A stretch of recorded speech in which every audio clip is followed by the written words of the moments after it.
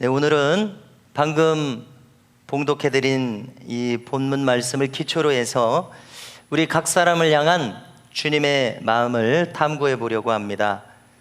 먼저 오늘 말씀은 익숙하신 본문입니다. 이 본문 또한 천국 비유입니다. 이름하여 포도원 품꾼의 비유입니다. 포도원의 주인이 아침부터 일꾼을 모집했습니다. 이스라엘에서는 새벽 6시 동트는 시간을 세마는 기준으로 삼습니다. 그러니까 새벽 6시부터 일한 사람이 있고요, 오늘 말씀처럼 제3시는 오전 9시를 가리킵니다.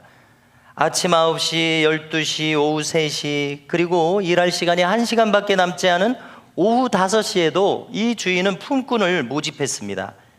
그리고 마침내 일이 끝났을 때에 오후 5시에 와서 일한 사람부터 품삯을 주기 시작합니다.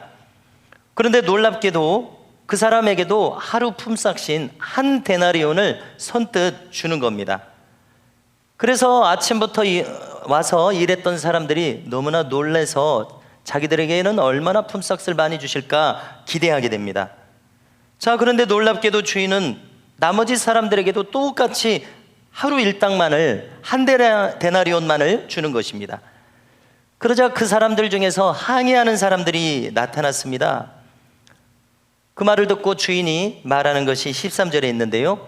자, 주인이 뭐라고 말하냐면요, 친구여, 내가 내게 잘못한 것이 없노라. 네가 나와 한 데나리온의 약속을 하지 아니하였느냐? 내 것이나 가지고 가라. 나중은 이 사람에게 너와 같이 주는 것이 내 뜻이니라. 이렇게 이야기합니다. 자, 여러분들께서는 이 주인이 품삯을 한 데나리온씩을 줬는데요, 이것이 신앙적으로 무슨 의미라고 생각을 하십니까? 이것이 천국 비유라고 하는 것을 감안했을 때 우리는 어렵게 생각할 것이 없습니다. 그 한 데나리온의 품삯은 첫째, 구원과 영생입니다. 두 번째, 구원받은 사람에게 찾아오는 평안한 마음입니다. 세 번째로, 너희가 행한 대로 갚으신다고 했으니까 천국에서 우리에게 상 주실 상급들입니다. 이렇게 생각하게 되는데요, 이것은 예수님을 믿고 구원받은 사람에게는 누구나에게 주시는 보편적인 은혜라는 것입니다. 자, 그런데 우리들에게는 보편적인 것인데 믿지 않는 분들을 한번 생각해 보십시오. 안타깝게도 믿지 않는 분들에게는 하나도 해당되지 않는 축복들입니다. 그러므로 우리가 좀 흔하고 익숙하게 느껴질 뿐이지, 사실 우리가 받는 구원의 축복은 엄청난 축복이며 특별한 축복이요, 특별한 은혜라는 것을 우리가 잊어서는 안 될 것입니다. 영원한 운명이라는 관점에서 볼 때 우리가 구원받은 것보다도 더 큰 기적은 없다는 것입니다. 우리가 병자가 낫는 것도 큰 기적이요, 축복입니다. 그런데 어차피 천국에 가면 다 온전하게 돼 있습니다. 그렇기 때문에 구원받는 것이야말로 가장 큰 축복이요, 또 은혜인 것을 알 수가 있습니다. 자, 그런데 우리는 오늘 말씀을 통해서 한 걸음 더 들어가서 아주 일찍 왔던 일꾼들이 있었습니다. 그런데 그들이 불평을 했죠. 그에 대해서 이 주님이 어떻게 해석을 하셨는지 그것을 주목하려고 합니다. 자, 그 사람들이 불평한 것은 무엇이냐면은 그 사람들도 한 데나리온의 약속밖에 한 것은 없습니다. 하루 품삯을 정당하게 받았습니다. 그럼에도 불구하고 그들이 불평하게 된 것은 나중 온 사람들하고 비교했을 때 더 많이 일했기 때문에 더 많이 받을 것이라고 기대했다가 똑같은 대우를 받았기 때문에 불평한 것입니다. 자, 그들이 마음을 이렇게 쓰게 되었는데요, 여기에 대해서 주님이 뭐라고 해석하셨는지를 우리가 오늘 주목해야 되겠습니다. 그것은 16절에 있습니다. 마지막 절이죠. 오늘 읽은 뭐라고 하십니까? 이와 같이 나중된 자로서 먼저 되고 먼저 된 자로서 나중되리라. 이 해석을 우리에게 던져주셨습니다. 그래서 우리는 이 말씀을 잘 이해해야 되겠고 이 말씀을 우리의 신비에 새겨야 되겠습니다. 나중된 자가 먼저 된다는 뜻을 한번 생각해 보십시오. 오후 5시에 와서 1시간밖에 일하지 않았는데 한 데나리온을 받은 그 사람의 심정을 한번 생각해 보십시오. 어떤 마음이 있을까요? 그 사람은 기뻤을 것입니다. 감사했을 것입니다. 갑자기 생기가 넘쳐났을 것입니다. 생명력으로 충만해졌을 것입니다. 무엇인가를 거저받았다는 이 은혜의 마음으로 가득 차게 되었을 것입니다. 나는 자격이 없는데 자격이 없는 자가 받는 그 주인으로부터의 넘치는 호의를 느꼈을 것입니다. 그런데 이것은 비유였습니다. 천국 비유. 구원받은 사람의 마음속에서 무슨 작용이 일어나는가를 알려주시는 것이죠. 이 모든 것은 살아있게 된 신자가 가지게 되는 마음이었습니다. 자, 그러므로 한번 상상해 보십시오. 이 품삯을 주는 이 품꾼들의 주인이, 포도원의 주인이 우리 주님이시죠. 주님으로부터 내가 지금 상을 받는 장면을, 이 품삯을 받는 장면과 겹쳐서 한번 상상해 보십시오. 자, 우리는 상상력을 발휘해서 이 품삯을 주고 계시는 이 주님의 얼굴을 한번 들여다본다고 생각해 보십시오. 그 얼굴을 보는 것이 기분이 좋을 것입니다. 특별히 그 눈까지 봤다고 한번 생각해 보십시오. 어쩌면 주님의 눈은 맑은 눈이고 깊은 눈일 것입니다. 무엇인가를 잘 이해해 주신 것 같은. 뿐만 아니라 그것을 나눠주면서 주인은 보람 있는 마음으로 밝은 미소로 그 품꾼들을 대하고 있을 것입니다. 우리가 그것을 목격했다고 생각해 보십시오. 한없이 너그러워 보이는 그 미소, 그 끝이 깊이가 어딜지 모르는 그 푸근한 미소로 우리를 바라보실 것입니다. 나를 반기실 것입니다. 자, 그렇다면은 우리가 예수님을 처음 믿고 지금까지 신앙생활을 해오고 있는데요, 우리에게 이 마음이 지금 남아있는지를 한번 생각해 보십시오. 이 경험을 내가 떠올릴 수 있고 이 경험의 은혜가 나에게 지금도 있는지를 생각해 보자는 것입니다. 불신자가 처한 상태에 비해서 영원한 구원을 얻었고 거기에 속했다는 그 살아있는 감격이 나에게 있는지 한번 물어보십시오. 있다면 우리에게는 기쁨이 남아있을 것입니다. 감사가 남아있고 또 때로 넘칠 것입니다. 아니면은 왜 이 구원에 대한 기쁨이 전혀 느껴지지 않고 감사는 더더욱 저 남의 나라 얘기처럼 들릴까? 혹시 이런 마음이시지 않느냐는 질문을 드리고 싶습니다. 무엇인가 거저받았다는 이 감동이 여전히 나에게 있고 정말 자격이 없는 나를 이렇게 받아주셨구나, 이런 생각이 있으시냐는 것이죠. 자, 자격이 없는 나라는 것은 언제 우리가 느끼게 됩니까? 내가 죄인인 것을 깨달았을 때, 그리고 더 나아가서 그것을 회개했을 때, 나는 이 영적인 존재라서 그렇게 주님 앞에 나아가면 나에게 자유를 주십니다. 시원한 마음을 주십니다. 그래서 자격 없는 나에게 이렇게 나를 선대하시는구나, 이 마음이 우리에게 여전히 있느냐는 것이죠. 자, 이 나중된 자가 받은 이 은혜를 지금 설명했는데요, 이것을 가지고 있는 사람은 오늘 주님이 결론으로 말씀하신 바로 그 사람, 먼저 된 자가 될 가능성이 대단히 높다는 것을 생각해 보게 되었습니다. 이것은 그냥 작은 가능성이 아니라 이 마음을 간직한 사람은 먼저 된 자가 될 수 있는 가능성이 대단히 큰 것을 깨닫습니다. 우리가 한번 하나님의 은혜를 깨닫고 진리를 알기가 어렵지, 일단 깨닫고 나면 그 기쁨보다 큰 기쁨은 이 세상에서 찾아볼 수가 없습니다. 또 우리의 이 인생길은 경주와 같습니다. 한번 속도가 붙으면 가속도라고 하죠. 그러면은 처음 속도를 내기 시작할 때 힘쓰는 것보다도 훨씬 더 적은 힘으로 가속도에 의해서 저절로 달리기가 됩니다. 인생의 원리도 이 같은데 신앙의 원리도 마찬가지입니다. 우리에게 처음 믿은 감격, 기쁨, 구원의 그 은혜, 감사가 남아있으면 그것을 가속도로 해서 우리가 계속해서 신앙생활을 승리하면서 나아갈 수 있는 것입니다. 자, 그런데 문제는 반대로 이 은혜를 잊어버리게 되면 말입니다, 먼저 되었던 자가 나중된 자로 떨어질 가능성이 대단히 크다는 것입니다. 오늘 이 16절을 통해서 우리 주님께서는 이것을 조심하라고 우리에게 경고해 주고 있는 말씀이라고 깨닫게 됩니다. 은혜를 잊어버리면 나중된 자로 떨어질 가능성 말입니다. 여기 이 주인에게 불평하고 항의하는 사람들처럼 말입니다, 자기들도 이미 약속한 한 데나리온을 받았음에도 불구하고 그들은 무엇이 그렇게 아쉬움이 크고 무엇이 그렇게 불만이 큰지 모르겠습니다. 그래서 주님께서 경고하시는 것입니다. 자, 그러므로 우리가 이 말씀을 통해서 깨닫는 것은 우리가 이 자리에 다 같이 똑같이 앉아서 예배를 드리고 있지만 우리의 영적인 상태는 다 같은 상태가 아닐 수 있겠구나라는 것을 떠올리게 된다는 것이죠. 다 같은 신앙 상태가 아닐 수 있다는 것입니다. 우리 중에 어떤 사람은 주님의 기쁨이 되고 있는 사람이 있을 것입니다. 그렇지만 반면에 안타깝게도 어떤 사람은 주님의 근심거리가 될 수 있는 길을 들어서서 가고 있는 사람이 있을 수가 있습니다. 자, 이것을 들었을 때 나는 어느 쪽에 속해 있는가 한번 생각해 보십시오. 우리는 신앙의 맥락, 신앙의 무엇인가 가던 길을 잃으면 어느새 우리는 주님께 항의하는 자가 될 수도 있습니다. 불만을 표하는 자가 될 수도 있습니다. 인생이 잘 안 풀리니까 그렇게 되겠죠. 신앙의 맥락을 잃는 그 구체적이고 복잡한 상황들이 우리에게 있습니다. 그것을 여기서 구구절절 말할 수는 없습니다. 생략합니다. 그런데 그것을 요약하자면은 신앙의 맥락을 잃는 현상은 기도줄을 잃었기 때문에 그렇습니다. 말씀줄을 잃었기 때문에 그렇습니다. 이것을 우리가 잃어버린다면은 신앙의 맥락을 잃어버립니다. 그러므로 우리는 신앙생활을 복잡하게 만들어서는 안 되겠습니다. 신앙생활을 단순화해야 되겠습니다. 내 신앙생활을 아주 단순하게 만드십시오. 내 신앙생활을 어떻게 만들어야 되겠습니까? 기도줄과 말씀줄을 잡는 것입니다. 신앙을 여러 가지로 표현할 수 있겠지만요, 신앙을 이렇게 요약하면 기도줄을 잡는 것입니다. 말씀줄을 잡는 것입니다. 그런데 가만히 생각해 보니까 이것은 다른 사람이 대신해 줄 수가 없습니다. 엄마 아빠가 사랑한다고 내 아들 딸에게 기도줄과 말씀줄을 쥐어줄 수가 없어요.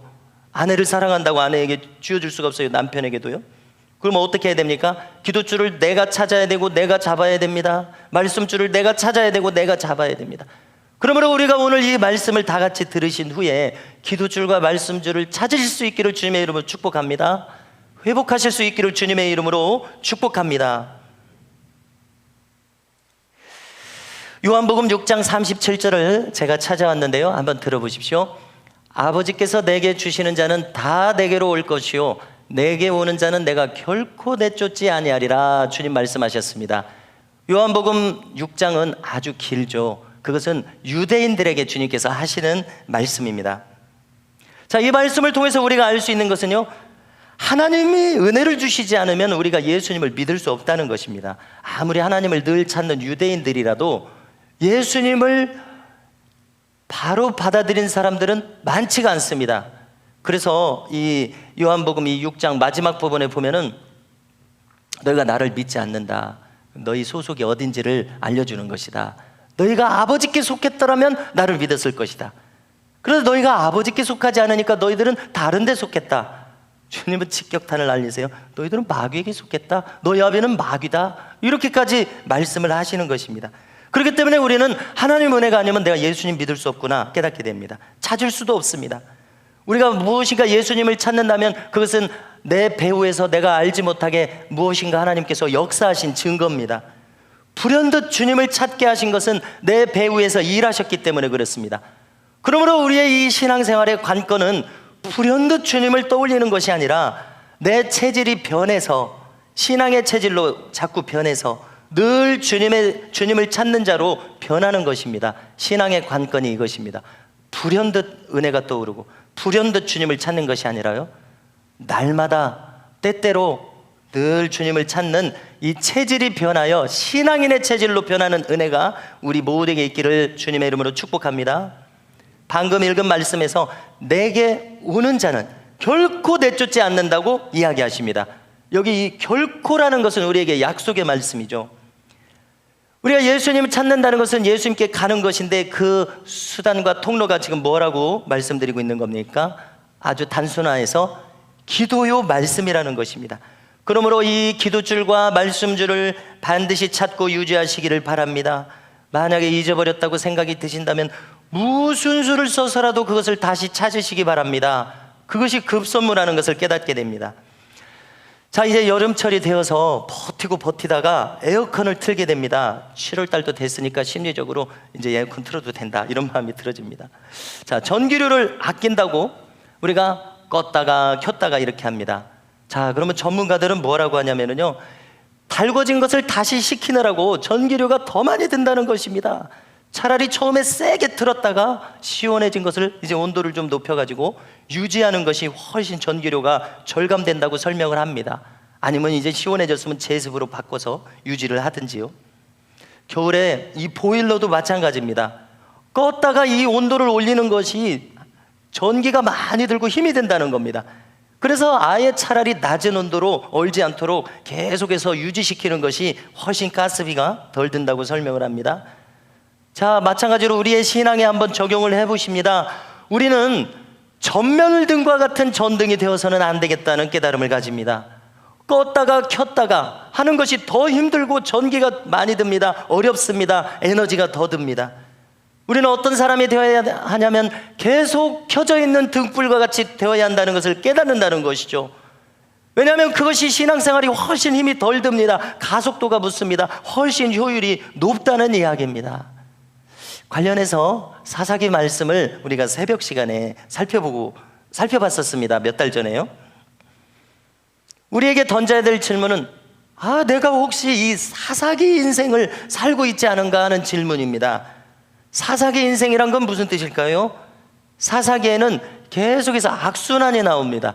이스라엘 백성들을 가나안 땅에다가 이제 들어가게 해서 이제 하나님 말씀 지키면서 축복된 민족으로 계속 살아가도록 하나님께서 그렇게 하셨는데, 정작 가나안 땅에 들어가니까 불신앙과 불순종과 심판의 악순환이 계속되는 것입니다. 그들이 이제 들어가자마자 말씀을 견고하게 붙드는 이 체질화가 안 된 것이죠.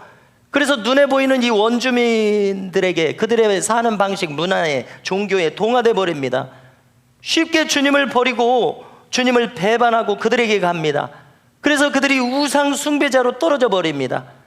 그러니까 하나님께서는 이 이스라엘 백성들에게 얼마나 많은 기대를 하셨습니까? 새 일을 이루기 위해서 아브라함부터 택하셔가지고 여기까지 오셨는데 하나님을 다 버려버려요. 주님의 징계가 그들에게 따릅니다. 왜냐하면 사생자들, 내놓은 자식이 아니기 때문에 그렇습니다. 사랑하는 자식이기 때문에 주님의 징계가 따릅니다. 사람 막대기와 인생 채찍으로 두들겨 맞습니다. 사생자가 아니기 때문에 그렇습니다. 얻어맞으니까 깨닫습니다. 부르짖습니다. 내가 왜 이렇게 됐을까? 하나님을 잊어버리니까 이렇게 됐구나. 다시 하나님을 찾는 것이죠. 내가 주님을 떠났기에 이런 환난이 왔습니다. 깨달았습니다. 주님을 부르짖습니다. 그러니까 주님께서 그 부르짖음을 들으시고 네가 나를 다시 찾는구나. 구원자를 보내십니다. 사사를 보내사 이 민족의 친임으로부터 그들을 구원시켜 주십니다. 징계를 거두시는 것이죠. 얼마나 감사합니까? 얼마나 큰 구원이 임했습니까? 자, 그런데 이 사사기의 문제는 무엇인가 하면은 얼마 가지 못해서 또다시 이 사람들이 주님을 배반한다는 겁니다. 주님을 또 다 잊어버려요. 또 방자하게 하고 싶은 대로 합니다. 말씀을 다 내팽개쳐서 그렇습니다. 세상 문화에 동화되어 버립니다. 그 결과는 또 악순환입니다. 고생과 파멸의 길이 그들의 뒤를 따릅니다. 이것이 바로 사사기 인생입니다. 그래서 나를 돌아보자는 것이죠. 내 인생이 사사기 인생이 아니냐는 것입니다. 이것은 다른 사람을 생각할 것 없이 저를 생각할 때도 그렇습니다. 내 인생이 사사기 인생이 아니냐, 이 가련한 사사기 인생을 내가 살아보지 않았느냐는 이런 성찰을 하게 되는 것입니다. 여러분, 우리가 얼마나 어리석은지요? 이 인생을 살아오면서 한두 번 경험하면은 아이고 뜨거워라, 이것이 아니구나, 내가 깨달아야 되겠구나, 깨달아야 되는데요, 우리 인간들은 그렇게 내가 똑똑하고 이 인생을 잘 살아가고 있는 것처럼 스스로 느끼면서도 얼마나 그렇게 신앙적으로 영적으로 어리석은지 모르겠습니다. 금방 또 영적인 소경이 되어버립니다. 영적인 귀머거리가 되어버립니다. 영적으로 무식자가 되어버립니다. 여러분, 우리가 이 세상에서는 좀 무식해도 괜찮습니다. 그런데 정말 그래서는 안 되는 그것이 있으니 그것은 영적인 무식자가 되는 것입니다. 지식이 없으므로 내 백성이 망하는도다 말씀하시지 않습니까? 그러므로 우리는 이 영적인 지혜와 지식을 붙들어야 됩니다. 이것이 나에게 주어지면요, 영적인 불감증에 빠져서는 안 되겠다는 것입니다. 자, 불감증에 빠진 사람 극단적인 예를 한번 들어봅니다. 손에 감각이 없어졌어요. 펄펄 끓는 물에 손을 집어넣습니다. 다 이것이 살이 막 흩어지는 그런 것도 모르고 감각이 없으니까 자기가 죽는 줄도 모르고 이렇게 위험천만한 중에 빠져 있다는 것입니다. 우리의 영적인 형편이 내가 깨닫지 못하면 이렇게 위험천만하게 살아가고 있다는 것입니다. 불감증에 빠져가지고 내가 잘 살고 있는 것으로, 목적을 분명히 잘 하고 있는 것으로 착각할 수 있다는 것입니다. 얼마나 위험한 일입니까? 우리에게 이런 일이 일어날 수 있습니다. 사사기 인생에게는 이런 일이 일어납니다. 자, 그러나 우리가 성경에서 표준적인 인물을 찾습니다. 욥을 한번 보십시오. 욥은 어떻게 살았습니까? 그는 마침내 하나님의 뜻을 깨닫게 되니까 고난이 즉시로 멈추게 됩니다. 요셉은 까닭 없는 고난이 자기에게 닥쳐왔을 때 하나님을 의심하게 됐습니다. 수많은 배에 장사가 없다고 계속해서 고난이 닥치니까 하나님을 의심하는 말들을 내쏟습니다. 그것은 어떤 심리에서 나온 겁니까? 나는 지금까지 의롭게 살았는데 하나님께서 나를 인정하셨는데 공의로우신 하나님께서 왜 나를 이렇게 대하실까? 왜 나에게 이런 일이 있게 하실까? 의심이 생기는 거예요, 하나님에게요. 자, 그런데 많은 이 욥기의 내용을 다 넘어서서 마지막 부분으로 가면 욥기 38장부터 41장까지 하나님이 드디어 아무 말씀도 안 하시다가 입을 열어서 말씀하십니다. 욥에게 나타나셔서요, 욥아, 너 허리띠를 좀 바짝 졸라매고 정신을 차리고 내 이야기를 한번 들어봐라. 이렇게 포문을 여세요. 그래서 제가 한번 세어봤습니다. 38장 2절에서부터인가 41장 끝에까지 쭉 세어보니까 137절이 나와요. 137절 동안 길기도 깁니다. 하나님은 욥에게 속사포처럼 계속 이야기하시는 거예요. 한마디도 대답 못하게 계속 이야기하시는 거예요. 그 내용은 이런 것들입니다. 자, 욥아, 내가 세상을 창조할 때 너 어디 있었니? 그리고 그 내용을 보니까 많은 내용이 있습니다만 참 재밌는 표현이 있어요. 내가 깊은 바닷속을 만들어서 깊은 바다를 있게 했는데 너 그 바닷속 그 바닥을 한번 걸어봤느냐? 이렇게 물으세요. 그리고 이제 마지막에 가니까 뭐라고 하시냐면, 트집 잡는 자가 전능자와 다툴 수 있겠느냐? 하나님을 탓하는 자는 대답할지니라. 이렇게 이야기를 하십니다. 자, 제가 뭘 생각했냐면요, 욥 하나를 깨닫게 하시기 위해서 하나님께서 참 수고가 많으시다, 이런 생각이 들어졌어요. 무려 137절이나 그 많은 것을 어떻게 다 생각해서 욥에게 한마디도 대답도 못하게 욥을 그렇게 깨닫게 하시는지 모르겠습니다. 그걸 다 생각해서 말씀하시느라고 참 애를 쓰셨어요, 하나님께서요. 예수님께서 보좌 우편에서 오늘도 우리를 위해서 기도하신다고 성경은 말씀합니다. 그런데 여러분들은 그것을 느끼십니까? 예수님께서 나를 기도하신다는 것이 실감이 나세요? 저를 비롯해서 실감이 잘 안 나죠. 예수님은 기도하신다고 써 있기는 한데 나를 위해서 뭘 기도하셔요? 내 인생이 이렇게 힘들고 내 신앙도 이렇게 별로 내세울 것이 없는 것 같고 앞으로 인생 너무나 막막하고 이런 입장에서 예수님이 나를 위해서 기도해 하신다는 것이 느껴지기가 어렵습니다. 그런데 오늘 욥을 향해서 하나님이 하시는 것을 보면 하나님이 참 애를 쓰고 계세요. 욥 하나 깨닫게 하시기 위해서요. 마찬가지라고 믿어집니다. 예수님도 나에게 은혜를 주시기 위해서 보좌 우편에서 나에게 오늘도 애써서 기도하고 계심을 여러분들 믿으시기 바랍니다. 42장에 들어서니까 욥이 깨달았습니다. 하나님이 그렇게 계속 얘기하시니까 드디어 깨달았어요. 은혜를 막 주시니까, 깨닫는 말씀을 막 주시니까 드디어 깨달았어요. 어느 한순간에는요. 뭐라고 했냐면 제가 요약해드립니다. 무지한 자이면서 함부로 말했습니다. 하나님, 모든 의심과 질문을 버리겠나이다. 회개하나이다. 용서하소서. 욥의 말을 요약하니까 요 내용이더라고요. 자, 그러니까 무슨 일이 벌어지냐면 그동안 엘리바스, 빌닷, 소발, 엘리후 이런 사람들이 이 욥기 40장 오드라까지 계속 욥을 공격하는 거예요. 네가 죄를 졌으니까 이런 일이 생기지. 네가 뭔가 잘못했으니까 하나님이 너한테 이러시지. 잘 생각해봐라. 위로하고 함께 해주러 왔다고 한 사람들이 그렇게 욥을 후벼 팠습니다. 하나님이 어떻게 하시냐면은 내가 저들에게 너 찾아가라고 하겠다. 저들보다 네가 옳다는 것을 내가 증명하겠다. 이렇게 하시고서는 엘리바스, 빌닷, 소발, 엘리후 이 사람들이 욥을 찾아가게 해서 욥에게 번제를 대신 드려주세요 이야기하게 합니다. 번제는 무엇입니까? 회개한다는 얘기죠. 그것은 하나님께서 그들에게 깨닫게 하신 것입니다.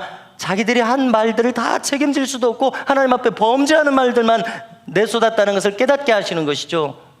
그래서 욥에게 와서 용서해달라고 화해를 청하는 것 아니겠습니까? 그들이 번제를 드린 다음에 욥이 그들을 위해서 축복했다, 이렇게 기록하고 있습니다. 자, 그런데 그것으로 끝나지 않고요, 원수의 목전에서 상을 베푸신 것이죠. 그것으로 끝나지 않고 이전 소유보다 갑절로 축복하셨습니다. 그리고 뭐라고 덧붙이시냐면요, 여호와께서 욥의 말년에 욥에게 처음보다 더 복을 주셨더라. 할렐루야. 그래서 저는 깨닫게 됩니다. 깨달은 자녀, 진리로 돌이킨 자녀는 말년에 더 잘 되는 것이 하나님의 뜻인 것을 믿으시기 바랍니다. 사도 요한은 말합니다. 부녀여, 사랑하는 자여, 내 영혼이 잘됨 같이 네가 범사에 잘되고 강건하기를 간구하노라. 사도 요한의 경험에서 나온 말이, 노년의 사도 요한이 무엇을 우리에게 말해주고 있습니까? 진리의 길을 평생 걸은 사람들은 가면 갈수록 잘되게 돼 있다는 것입니다. 세상의 물질적인 것이 아니라 그것은 2차적인 문제입니다. 그의 심령이 가면 갈수록 잘되게 되어 있다는 것입니다. 할렐루야. 이 일이 우리 모두에게 실현되고 증명될 수 있기를 주님의 이름으로 축복합니다. 돌이킨 자는 말년에 더 잘 되는 것이 하나님의 뜻이라는 것입니다. 욥을 볼 때요. 그리고 반드시 우리에게도 일어날 것입니다. 이런 일이 일어날 것입니다. 그리고 그렇게 되기를 소망합니다. 저부터 시작해서요. 여러분, 우리 주님께서 내 인생에서 뒷수습하는 분이 되시지 않도록 해야 되겠습니다. 주님은 나와 함께 걸어가시기를 원하시죠. 이 인생을 내 뒤에서 내가 일으킨 문제를 뒷수습하고 뒤치다거리 하는 분으로 자리매김하기를 원치 않으십니다. 우리가 사사기 인생을 사는 동안 주님은 나를 도와주셔야 하는 분으로 전락합니다. 나의 뒤치다거리를 하는 분으로 전락합니다. 뒷수습하는 인생이 되는 것이에요. 우리의 신앙이. 우리가 부르짖으니까 주님이 우리를 사랑하시니까 뒷수습을 해주시죠. 도와주시죠. 왜 안 도와주시겠습니까? 그러나 주님께서 더 원하시는 것은 욥처럼 이렇게 깨닫고 주님과 함께 걸어가는 것인 줄로 믿습니다. 주님은 나에게 도움자가 되기보다는 우선 나의 동행자가 되기를 원하신다는 것을 깨닫고 우리 마음에 새길 수 있기를 축복합니다. 사람들은 흔히 나를 위로하시는 주님을 찾습니다. 저부터 그렇습니다. 자비로운 모습으로 나를 바라보시고 용서하시는 주님, 나를 불쌍히 여기시는 주님. 왜냐하면 우리가 이 인생은 고생이기 때문에 그렇습니다. 이 세상에서 시달립니다. 또 악인들도 얼마나 많습니까? 환경 속에서 우리는 미지의 이 미래를 앞두고서 버거워합니다. 그래서 줄곧 우리의 심령은 위로받고 싶을 수밖에 없어요. 저부터 해서요. 그런데 가만히 생각해 보면은 우리가 살아가는 기준이 나에게 꽂혀 있습니다. 초점이 나에게 맞춰 있습니다. 우리가 이처럼 근시안적입니다. 그러나 우리의 시선은 오늘 말씀을 통해서 멀리 보면 주님께서는 나와 함께 이 인생을 승리자로 살아가지 않겠느냐.